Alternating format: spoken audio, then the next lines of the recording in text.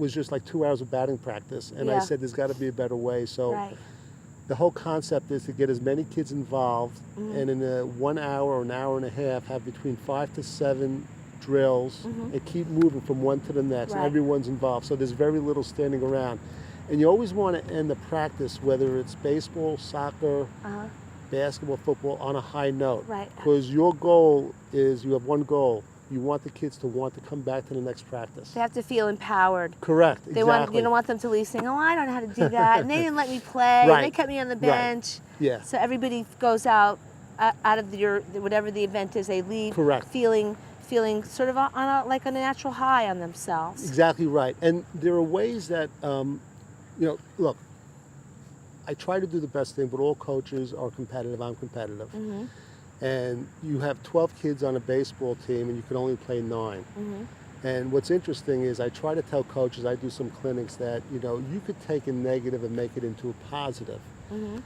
And one of the things I tell coaches to do, when you read the batting order and you get to number 9, the last batter, Yeah. a lot of times when you mention the kid's name, he'll feel bad he's batting last. Right. But if you tell the kids, the way we're going to work it, whoever bats 9th is going to play the whole game. He knows he's playing the whole game, not just 3 innings. You're turning a negative into a positive. So originally he'd feel bad, but then he'll cheer when he hears his name batting 9th. He'll say, great, I'm playing the whole game. And you could do that, not just batting 9th, you could do that for the kid in right field. He plays the whole game too. Yeah. There are different ways and I try to tell coaches and parents, you want to turn negatives into a positive, Right. and you always want the kid to feel better about himself. Exactly. I think then you can also probably draw some, parallels or analogies to people in professional baseball. I can say I saw Jorge Posada the first time he was taken off the bench, and he just wowed everybody. Home runs, batted like 1,000 bats, runs batted in. You just don't know what's going to happen. Right. Because sometimes I imagine it is the luck of the draw to an extent. It is. There's luck involved. And in baseball's everything. a very complex sport. It is, yeah. Yeah. And just a little story. I'm sure you heard of Mike Piazza of the Yes, I have. Mets. And what's interesting is that he was drafted at a very low spot, and the only reason was he was the godson of Tommy Lasorda, who was the manager of the Dodgers at the time. Right. And the story I heard was that it was a favor to him to draft him. And look at that, the fact that he had an opportunity, and the guy's going to go to the Hall of Fame. There you go. You're absolutely right. There's luck involved in You just everything. never know. You never know. You It's never very know. true. Well, this is like really cool. I think that I'll look forward to finishing this book. Okay. And I like the fact that thanks for putting me in it. Oh yeah, you're in it, Dr. Toni. Dr. Toni, yes. With an I, of course. With yes. an I, that's yeah, right. I was like, wow, you put me in the book. I'm flattering myself. I know you weren't thinking that, but I'm flattering myself. it helped me to read a little bit more, like what else is she going to do? But the next book, okay? Yes. Now this is a continuation of this one. It's a continuation.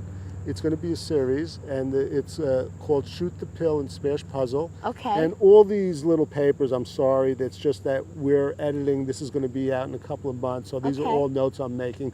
Because as Dr. Toni does, we want to make everything perfect, just like your beautiful artwork. Oh, thank you, thank you. I'm not looking for a plug here. It's all No, about you. that's okay. It's all about me. you, Marty. Who knows? Maybe I'll help you do your next. Well, you have someone doing your covers. I'm not going to say I will, but I'm really looking forward to that. And so when you drill me, just tell me, give me an idea of what you're going to have me do.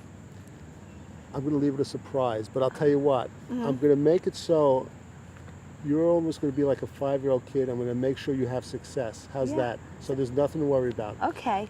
All right. I want to be a Hall of Famer too, Marty. I do. You are. Yeah, will I be able to hit a home run in this field?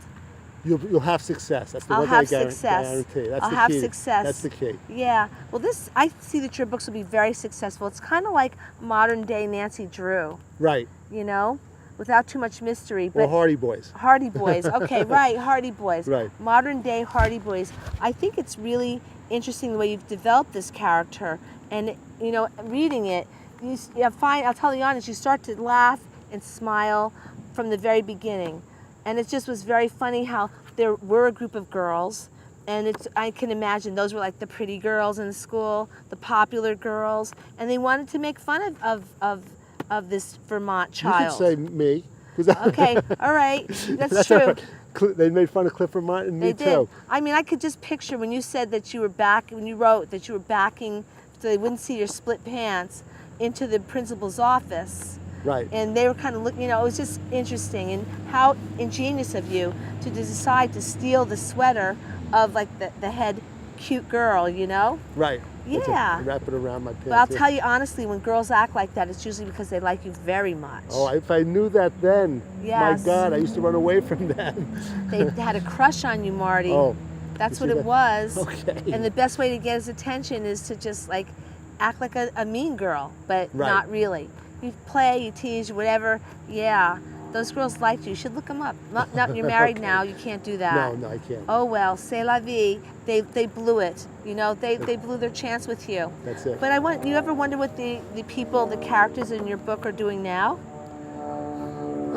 If they could see you now. If they could see us now, well, you're assuming that they're all real, right? Yes, I am. Actually, I am. Some of them I know what they're doing, Uh-huh. and some of them have grown, and I'm not in contact with most of them, as you know. As when you get to our generation, you lose touch with a lot of people.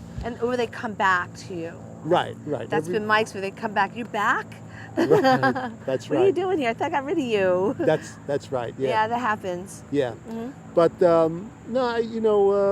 it's harder and harder to keep track. But it's funny, and as you know, growing up, there are certain things in your childhood that are like tattooed in your mind. Yes. Some are positive and some are negative. And sometimes, unfortunately, and it happens with kids today, they magnify the negatives. And as adults and as parents, we don't want to do that. We want to be realistic with them. We want to say, life could be tough, whatever, but you're a good person, you have potential, you have a chance to be successful, it's up to you. That's what we want to do. Yeah, and it's still there. And I'll say that we're going to close now. I wish we had more time, but I would say that Marty Schupak, you are an example of a generation, baby boomers, that what separates us Right. from the generation, our parents' generation, is that we take our youth and we take it with us into our, I'm not going to even use the word old. No. We take the baby Experienced. our experienced life, our maturity. We mature by taking we take our youth with us. That's the difference between our generation and the generations that preceded us. It'd be very interesting to see how, as you're working with a generation that's coming up, how they turn out, and maybe you'll be able to instill those kind of values in them as well. Right. I really hope so. I hope so too. And I do love the book, and I'm looking forward to hitting a couple of balls. Okay. I am. And thank you, everybody, for coming to the show. Come back next time, all right? Because there's always somebody interesting to that TQ talks to. And I really appreciate you watching the show. Tell all your friends, okay? Check it out. TQ Talks. Coaches and parents of T-ball players, 5 and 6 years old, they have to do what I like to call progression teaching. In other words, this is a hard ball, I feel it. It's hard. Correct. And a lot of coaches, and I was the same way when I had my oldest son, you're anxious to get the kids into baseball and you're anxious to have them catch and throw. But if this hits you on the head, ouch, you're right. What are the chances you'll want to come back on the field and play baseball? You might be dead. You might be dead. Hopefully Yes. not. So what I've done is this. I like to use, again, like I said, progression teaching. And we have what we call a sketch. New kids, we want them to feel comfortable. We want them to have success. So I bring this into the first practice. And then we separate about 10 feet apart. We have the kids throw the sketch ball, and they catch it on this. And the ball really is something that they're not afraid of, and they're used to this. And what we're doing is, You can see it. yeah, you're getting them used to holding a paddle on one hand, just like they're going to hold a baseball glove. But the technique I want coaches and parents to do, again, is to give kids success. That's what we want. We want them to want to come back to the next T-ball practice. So what we do is, we take a brand new clean plunger, unused, we put it in the tee, we put a kickball out there, so the chances of hitting it are so much better. And we say, okay, now Tony, I want you to hit the ball out into the field. Go ahead. Okay. Perfect. Hey. Now, I'm not too concerned about your technique if the bat's up there like that. I just want, it's the first or second practice, I just want you to get used to feeling successful, feeling good about yourself. And then we'll start giving some techniques the next practice. I find that with younger kids, you don't want to feed them too much information at one time. So let me get the kickballs again, and we'll try it again. Okay. You ready, TQ? Yes. Go ahead. Okay. So, it's a base hit. Now we did that, and you're feeling good about yourself. Now I really want you to concentrate. We'll put the ball in there. Now feel this. This is a real hard ball. We always want to make it safer. It's a cushion baseball. Hit that. Let's focus. Hey. You did it. That was great. You did a good job. Yeah. It's amazing. Not only can you be a player, now you could be a coach. You're the best coach, Well, Marty. You're the best coach. You're a great player. Thank you so much. Yeah. This was wonderful. I always see the guys on TV going like this. I'll do this too.